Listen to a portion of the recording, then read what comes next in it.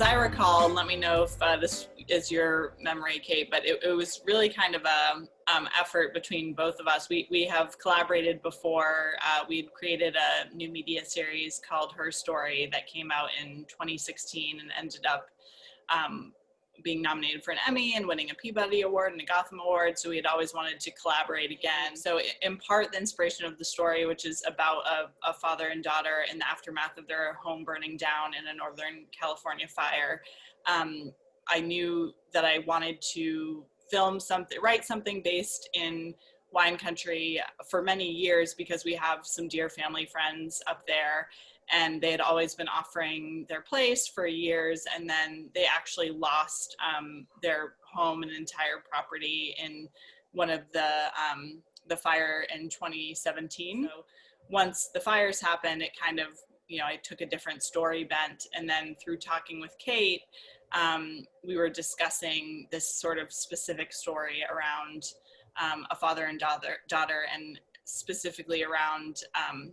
what it can feel like when you're grieving in a different way than someone else. When we were talking about what kind of story we wanted to tell, we were really, looking at that connection between, grief and loss, but also survival and relief as well.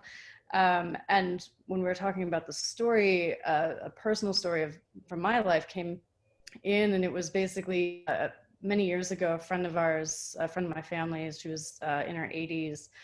She lost her husband of many years, and then the year after he died, she was on her way. This was in Vermont, where I grew up. She was on her way to a Christmas party, and her car hit a pothole, went off the road, and went into a river.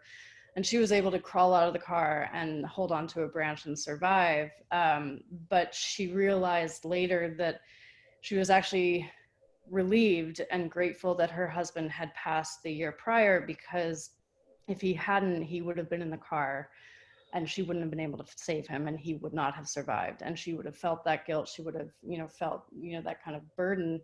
Whereas now she was not only able to recognize that the timing actually was good, and that she, would not have to have that pain and the kind of burden of that loss, or the responsibility of it, but also that she wanted to live, and that she wanted to survive, and she wanted to keep going, because up until that point, she wasn't so sure.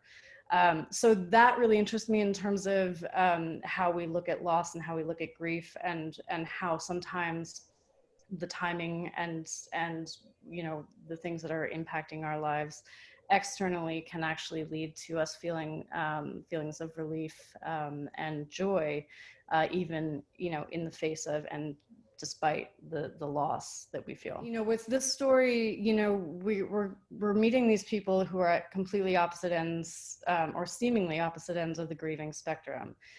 He's been there. He's been dealing with the day-to-day. He's seen the destruction.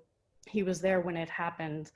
And so he's processed this in relation both to the loss of the property and everything that they owned, but also in relation to the loss of his wife the year prior, in a totally different way than his daughter has, who's been away, who's not been back since, who hasn't seen the destruction, who wasn't there on the night of the fire.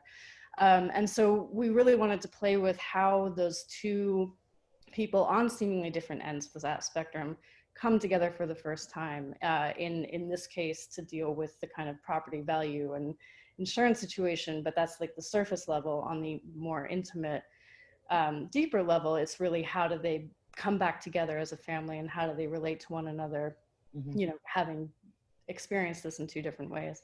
We were shooting on location on properties that had actually burned, and at that one of the final scenes where the characters go and the father shows the daughter the property of their burned down home, we shot that on location in Paradise, which was the town that was completely devastated by the campfire. So we had our location secured for months in advance. I had been communicating with this really lovely man in Paradise who had given us permission to use his property.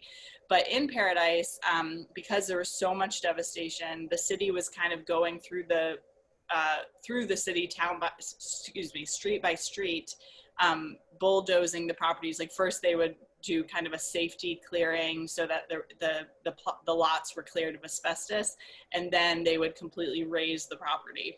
And the day before we were going to be shooting in Paradise, the property we were going to be shooting on was razed to the ground. And we found out the morning of, when we were doing like a 3-hour location move and we're going to be shooting there.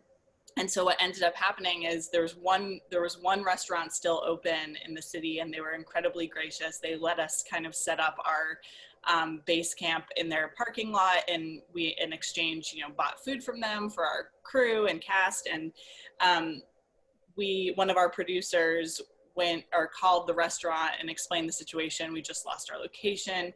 Is there any chance that, you know, you might have any insight of someone else, you know, in the town or a family who would be okay with us, you know, shooting on their property?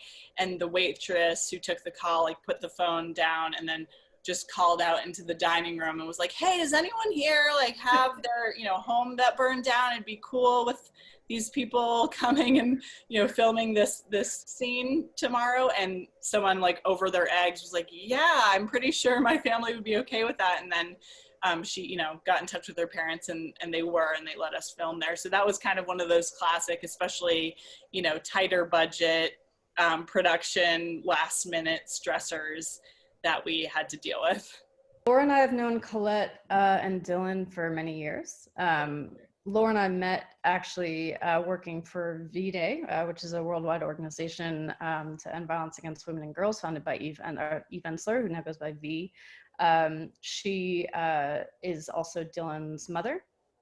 So we both worked for V-Day dating back to 2004.